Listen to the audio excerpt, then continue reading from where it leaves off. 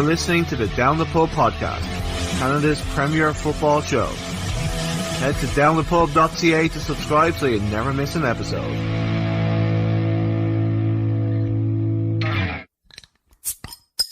So welcome to this episode of the Down the Pub podcast. On this episode, we are joined by one of Halifax's favourite sons, a guy that we really miss, actually. He was like one of our standout players from season 1 here in Halifax, and now he's a trader and moved to Calgary. So welcome to the show, Elliot Simmons. Welcome to the show, bud. Thank you for having me. Thank you very much for having me. Yeah, I'm really excited to have you on the show. It's an interview I've wanted to have for a while, and it's just, I'm glad you agreed to it. So the first question I have for you is, why is Tommy Wheeldon Jr. a better manager than Stephen Hart? I'm joking. No, no. Like we usually, when we're starting off, we just try and do a couple of kind of easier questions just to get you into the flow of things. So, what's your favorite English food?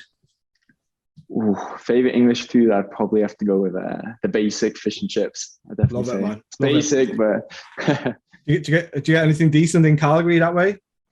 Yeah, there's actually some good shops out here, and Halifax as well. They had some.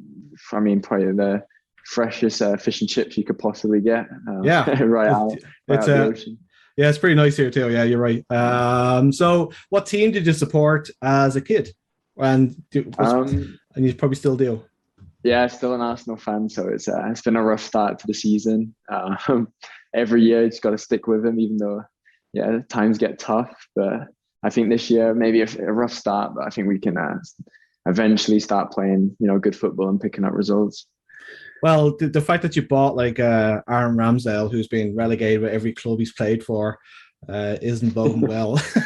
Yeah, I think it's starting to show it's rubbing off here at the start of the season.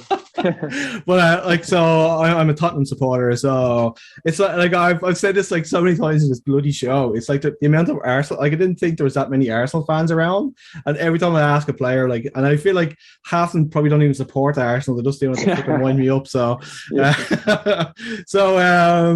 who's the best and worst dresser in Calvary?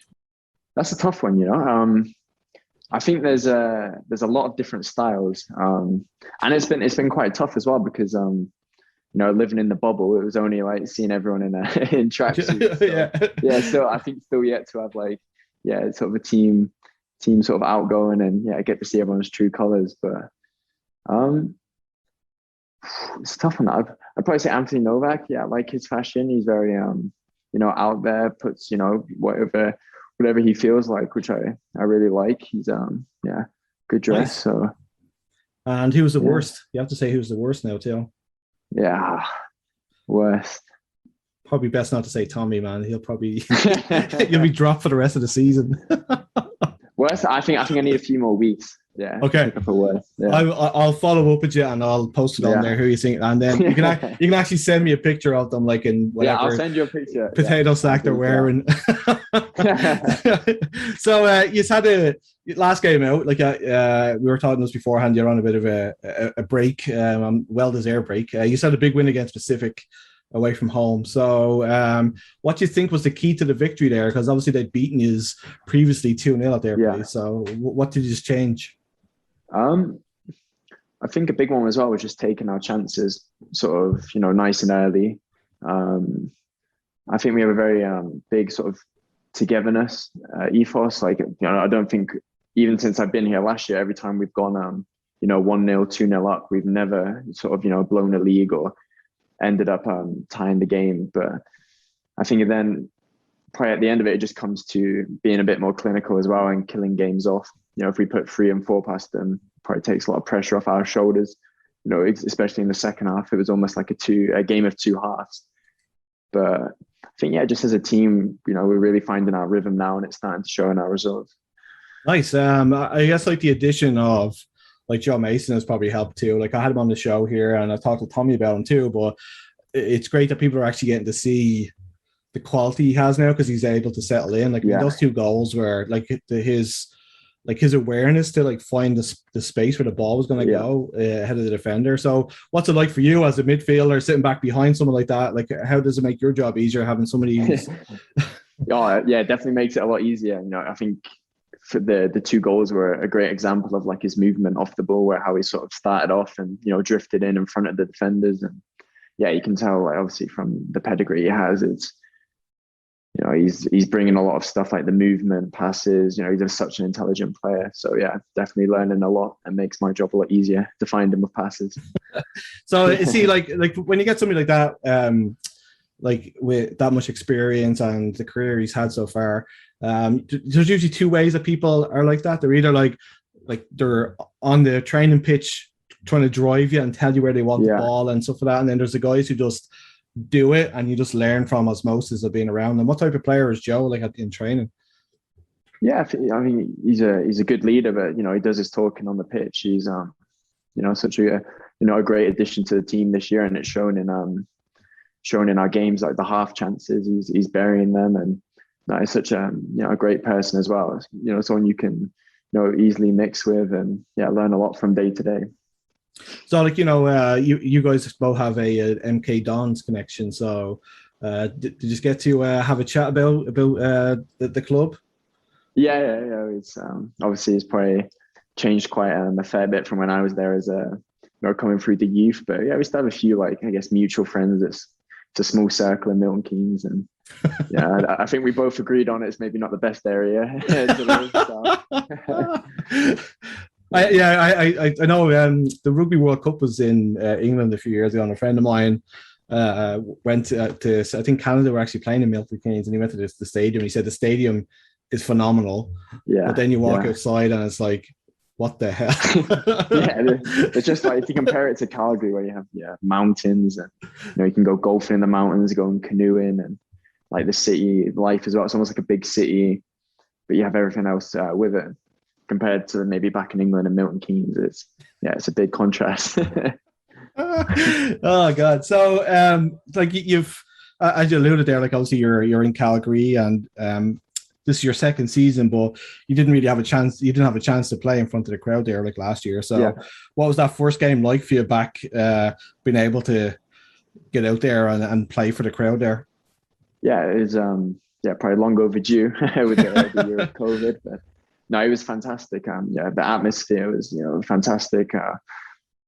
There was a real good like buzz around the place. When they scored the goal, as the flares go off, it's a very loud stadium as well, and it was actually nice to play in front of the fans. And because I think the last time I played on that pitch was with Halifax away, so it's nice to actually feel the home support rather than getting shouted at. So they've obviously done a lot of work to the stadium. They've upgraded the pitch and stuff like that. Like, so what's it like to play on the turf there?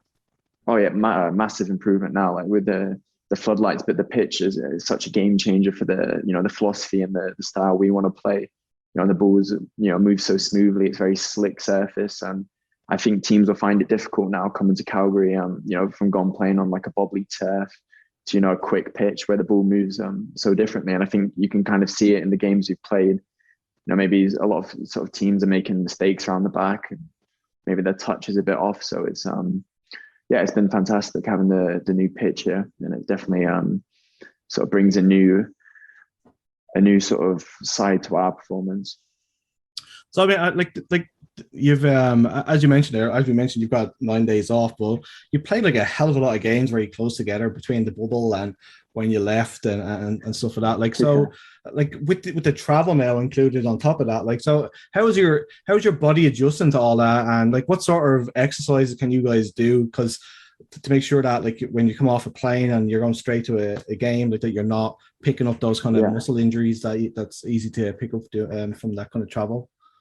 Yeah, I think it's almost like finding the balance of days where you can push a bit harder, but when you're sort of playing 3 days apart, so it's very hard to get a good training session out of it, because your next day is kind of recovery, and then the day after that it's like match prep again, and then the day after that you're playing. So I think it's almost like just managing it. And I think what we've done here, we have such great squad depth. We've rotated a lot, and we went for a rough spell with quite a lot of injuries, but now we're sort of we've picked up great results through that. So it just goes to show sort of the quality we have in the squad, and now we're getting players back into a very important bit of our season where I think we're away for like it's maybe 7-8 games in the month. So it's going to be, we need sort of everyone everyone on board, ready to go.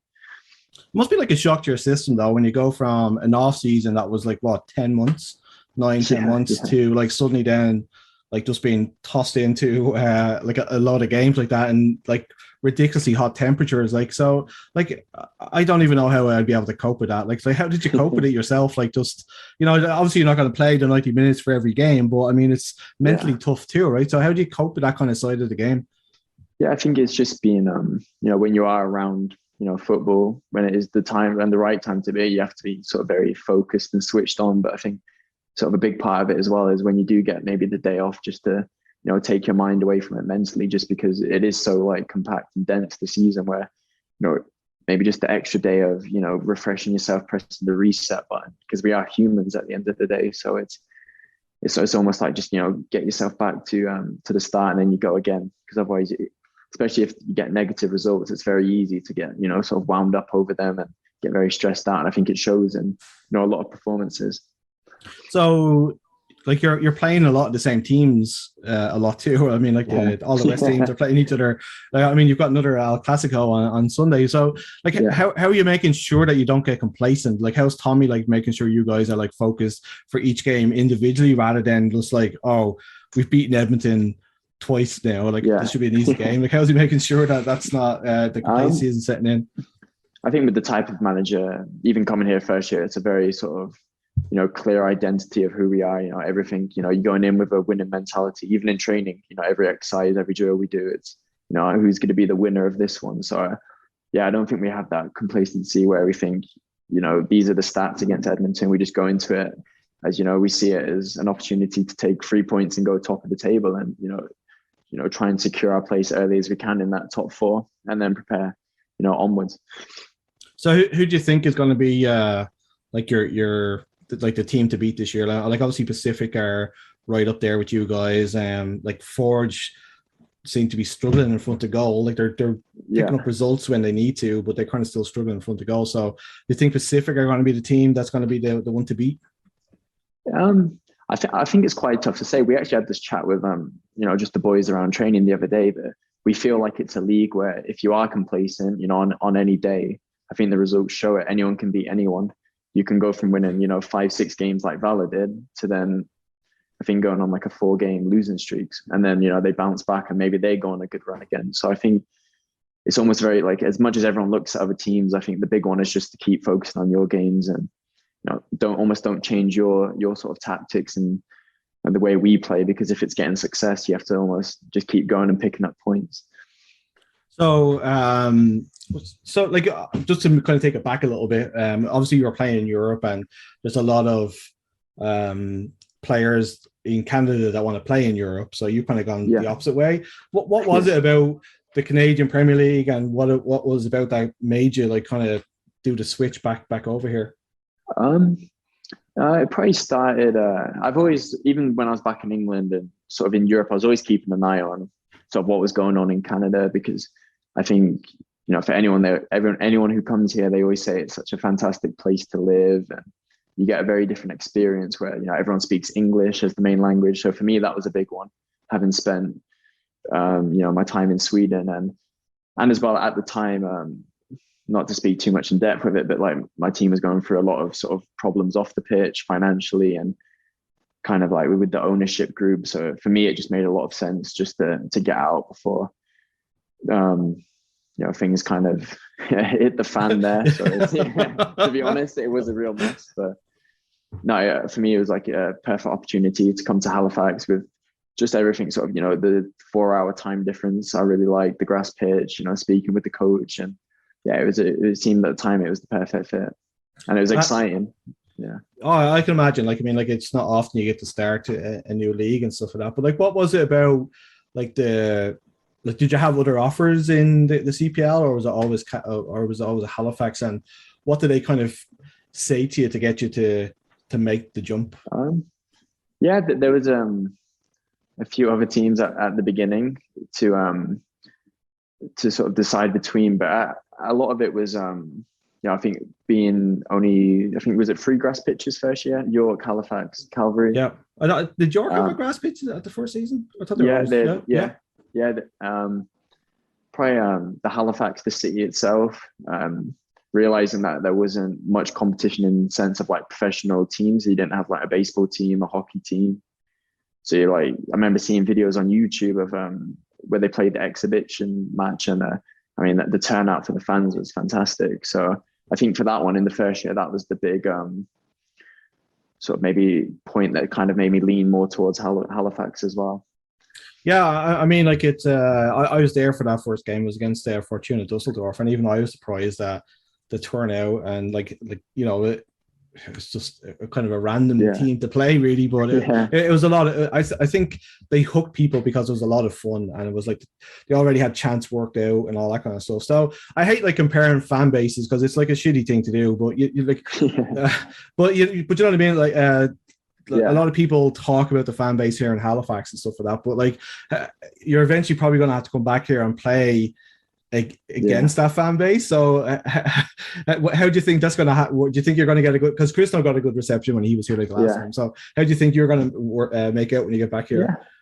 I'd like to think it'd probably be a good reception, because I feel like I had a good connection with the fans when I was there, but I guess it's part and parcel of football. If I come back and get a few boos, it won't be the end of the world. So I was just excited to come back. Yeah, it'll just be me in the corner going, "Boo, you bastard! Go back to Calgary!" Boo. No, I'm joking. So like, how's the playing style different for you from when you played in Halifax to Calgary? What are the big differences in the style of play that Tommy has compared to Stephen? I guess, for me, I can only compare it to the first year of Halifax. So I think coming to Calvary, it was very much a big increase in like possession. You know, I've gone from chasing the ball every single game, and you know, I think it's fair to say for the first year in Halifax, we was always like the underdogs in a lot of games, even though our results didn't. You know, I think we should have done a lot better personally first year for the players we had, but yeah, the big difference for me was going to Calvary, and then it was like, you know, the expectancy to win every game. You know, I was almost like tripling my touches on the ball from being at Halifax to Calvary, and I think just maybe that like English mentality as well, a very aggressive team, and I think that sort of changed in my game going there as well. And you do was it kind of a shock to your system though, like going from like actually you having to like use the ball a little bit more and having, like, you know what I mean? Because it is a different game when you're chasing around and you're like, you know, you get the ball and you need to lay it off and move it fast. Whereas when you're in a possession game, it's a lot slower and it's a big change for you. Like, so how do you think it's kind of developed you yourself as a player too?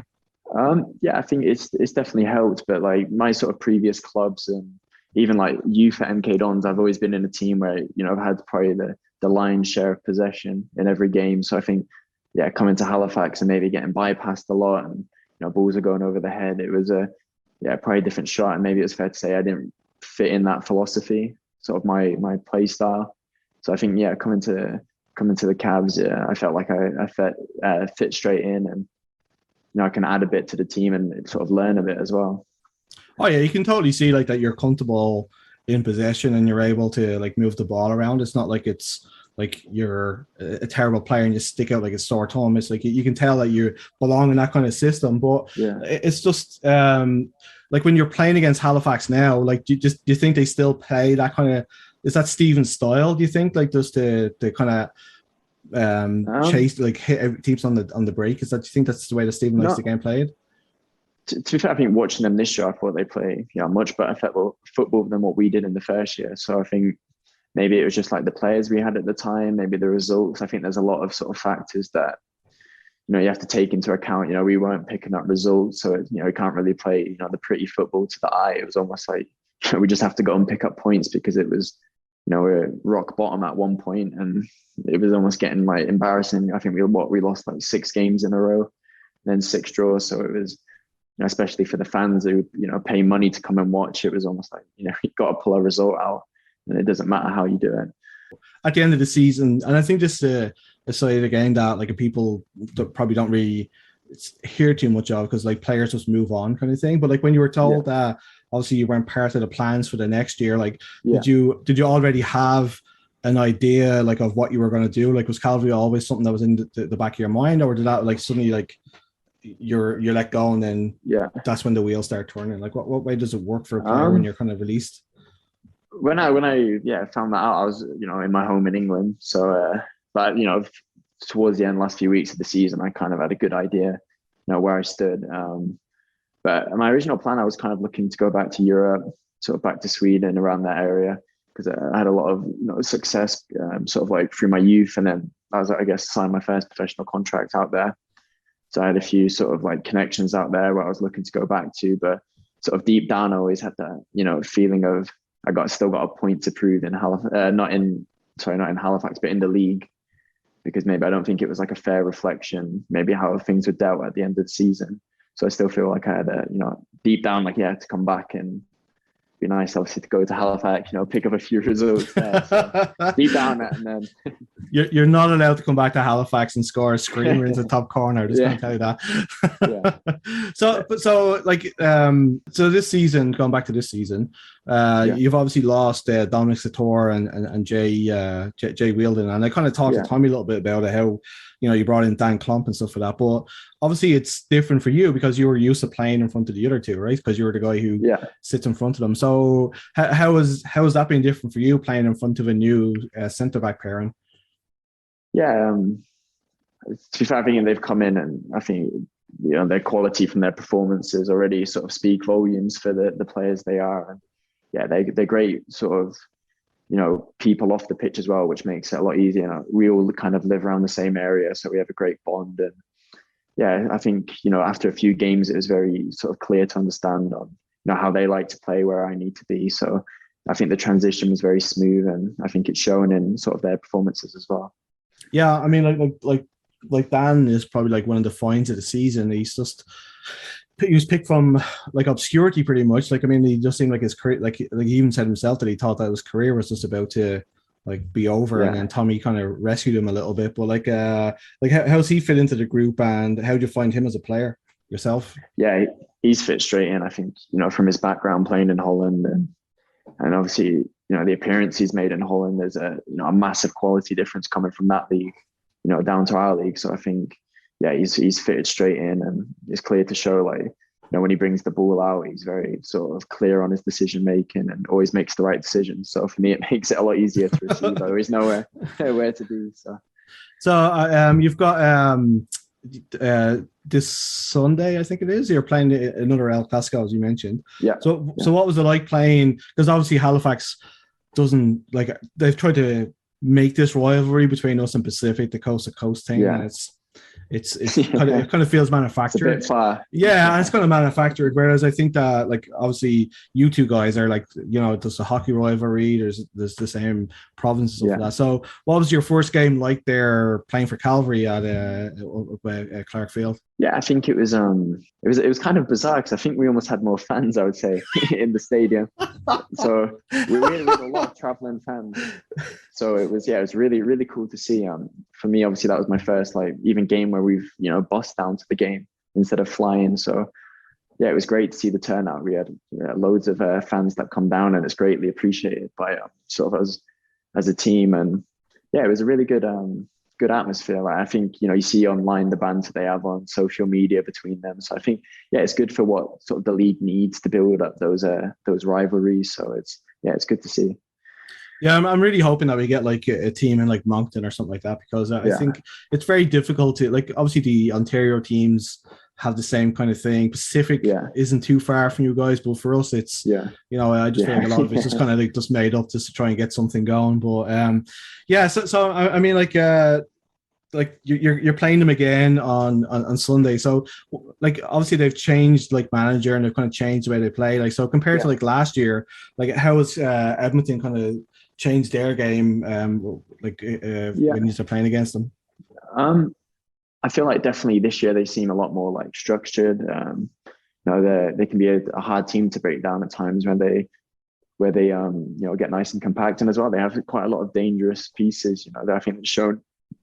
Maybe their results haven't shown it, but against us they've sort of a good cross from Fraser Head, and the big man up front. He's dangerous. So it's definitely no one you can take light in this league. And even any game, as I said before, you can't take people lightly, because if you're off on your day, it's very hard to to have that. It's a difficult one to say. Like, you can't just take teams for granted in this league, because even in the first year in Halifax, we pulled off, when we was bottom, like some big results where we got draws, and we almost become that bogey team for a lot of Cavalry. They always found it difficult when they come to us at home. We had a good record, so it's a tough one.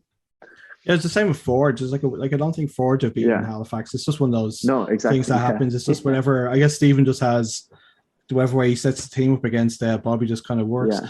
But you're known especially like your 2 years now in Calvary. Your passing ability is incredible.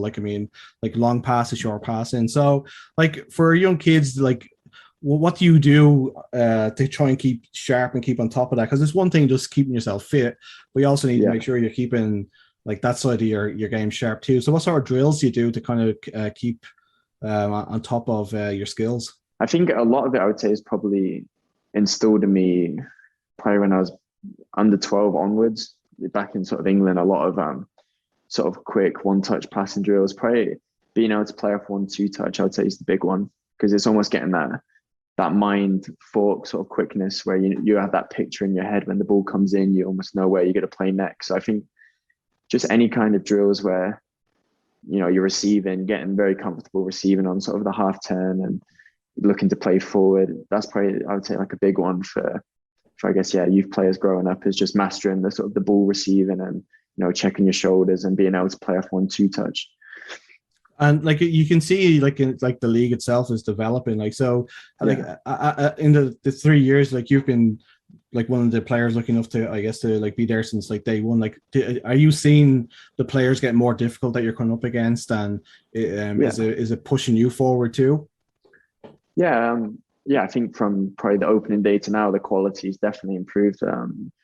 If you look at probably the turnover and new players that have come into the league, you get a lot of players coming from it's kind of the bigger divisions. Maybe they're getting a bit older and they've come down, but I think that brings a lot of wealth to this league, a lot of experience, and maybe it opens doors in terms of media. Maybe players from different countries, their media starts looking into these countries where you almost need to put Canada on the map in terms of the CPL still. But no, it's definitely improved. There's some great players in this league, and it's just, maybe now is how do you keep them if the salaries, it is what it is right now. It's probably going to be a lot harder to keep players and attract better players to keep improving the quality. Yeah, it's true. You can also see that the quality of players is getting a lot better, and the lure of the States or the lure of Europe is always going to be a big thing. We had here in Halifax Sissoko wanting to go and play down for Indy 11 rather than staying here in Halifax. Yeah. So it's kind of it is going to be difficult for the league to hang on to people like that. But for yourself, who's been kind of some of the hardest opponents you've kind of come up against? Not to inflate some egos here or anything like that, but who's been some of the toughest guys you've played against? Probably in my position, probably marking I guess the number 10 is probably the bus star. So the one for Forge, Pablo Sabak, a very sort of tidy player, and I think it's kind of those shifty little players that can bit of half space, they can create a bit of magic. They're probably the tough players. But then there's some some big boys in the league that are very defensively. They're the Didic's, and it's tough to to play against them, but. I think these next few years are going to be big for the league and how they grow. So it's exciting to wait and see. Yeah, it's there's already talk this week of 2 more expansion teams, and there's also the talk of there's always the talk about the teams Saskatchewan as well. So the league is definitely getting bigger. For yourself. Is this the league you want to stay in for the time being, or what's your because there's nobody in the league getting a 5-year contract, right? So for yourself, where do you think, where's your head up? I think my goals is it's probably most people around my age is they don't see this as a place where they want to play for 10 years, and I definitely have goals and ambitions to maybe try and get up to the MLS or go back to Europe. So I think yeah, they're sort of my goals, but a lot of it's just being sort of realistic. You know, you hear a lot of people talk about going to maybe the championship from here. Like, it's not realistic from CPL, in my opinion, just because, you know, those teams out there, they have different windows. You know, they're looking into the, you know, the Bundesliga, the Spanish leagues. And yeah, and it's a huge step up too, right?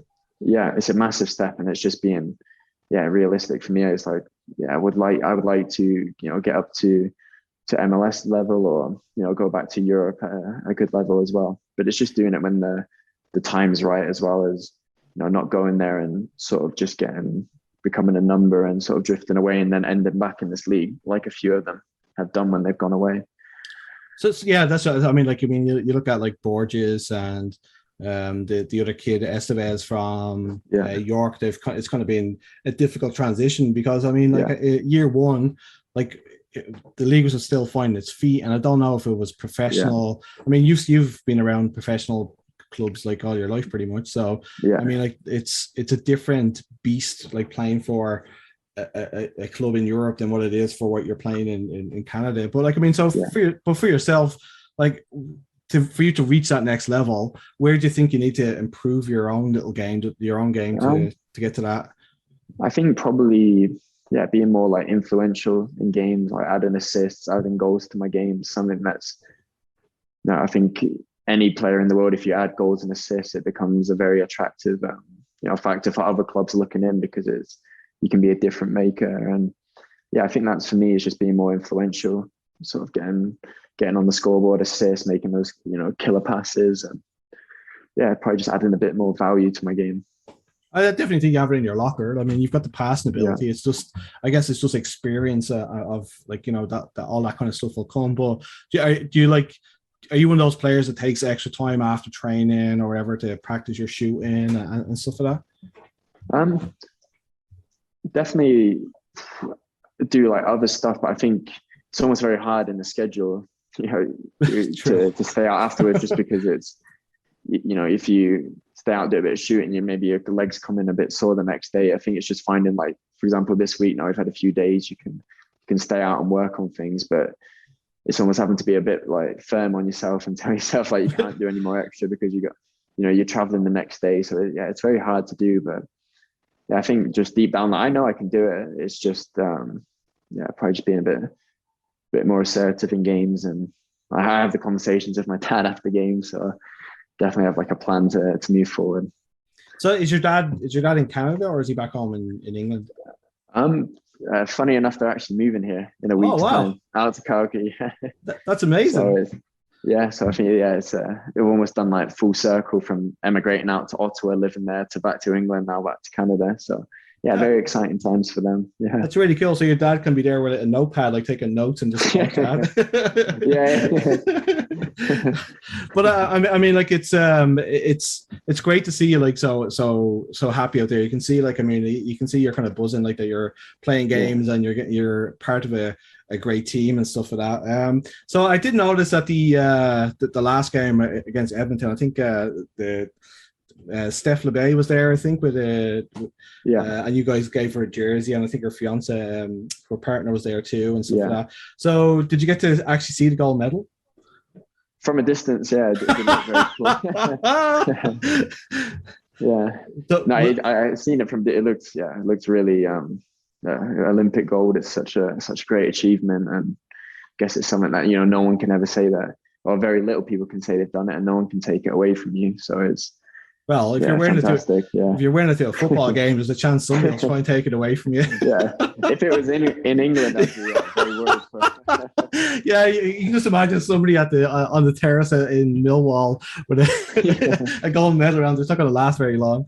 But I mean, like, it was such a great thing to see, and like, I'm not here to like rain on any team's parades. I just thought it was a bit of a PR disaster for Edmonton, considering that it was at their ground and you guys are giving her like jerseys, you know what I mean? It just kind of looked a bit strange. So I mean, like, for the rest of the season now, like, I mean, you've got your break like finishing and stuff like that. Like, so how do you guys keep this momentum going? Are you like, is it like coming for the rest of the season, like, even for yourself, like, how are you going to keep yourself motivated and on top of everything? I think here, with the coaching staff and like the leadership group here, it's, that you can't really slack here because they're always on it 24/7. The intensity in our training sessions. We work very hard in training as well. So there's never a moment where you can switch off because it's, that'll be your place out of the team gone because, we have such depth in the squad. So you have to be on it every training session. And I think that's, it's a great mentality to have moving forward in, a schedule where it's so condensed. And, in this league, if you pick up a few results in a row, you suddenly move, up a few places, or you lose a few and you're back in the mix again. So it's, I think just as a team together, everyone's staying very on it, making sure, we're training hard every day. And as well, like when we have day off, everyone, goes and does their own thing, has fun, switches off. But as soon as we come back to the training ground, it's, everyone's switched on and back to business.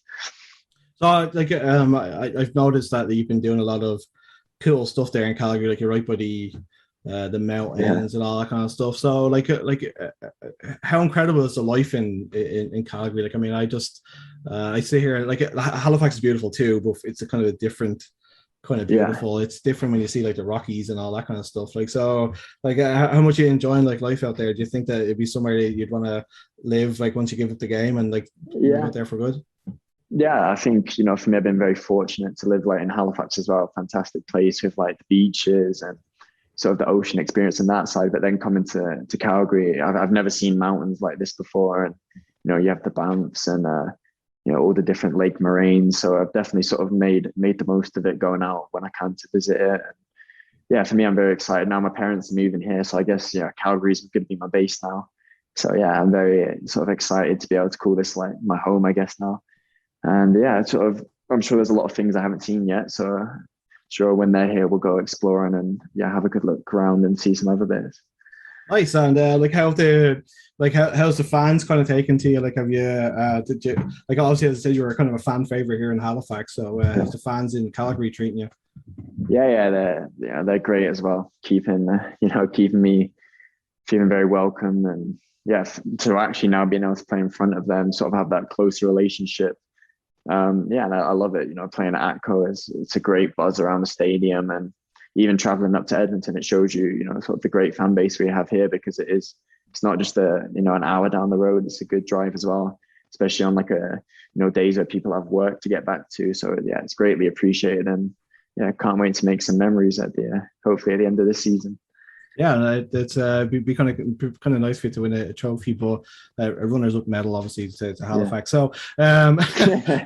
So a question we ask everybody on the show: you're going to play in a 5-side tournament, my friend, and from the players you've played with, who makes your team? I'd probably have to go with the boys who I live with on here. Probably, we've kind of spoke about it before, and we have in the rondos in the morning, we sort of have like me, Dan Klom, Tom Field, Joe DiChiara, and probably go Joe Mason. So I would take that team any day.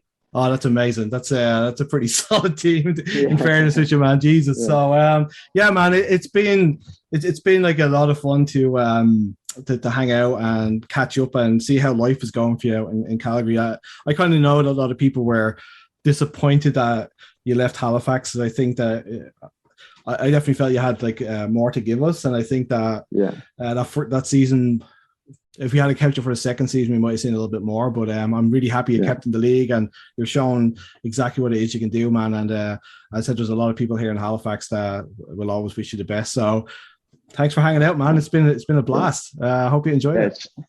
Yeah, thank you for having me. It's been a great chat. You've been listening to the Down the Pub podcast, recorded in Halifax, Nova Scotia. Head to downthepub.ca to subscribe so you never miss an episode. Until next time, cheers.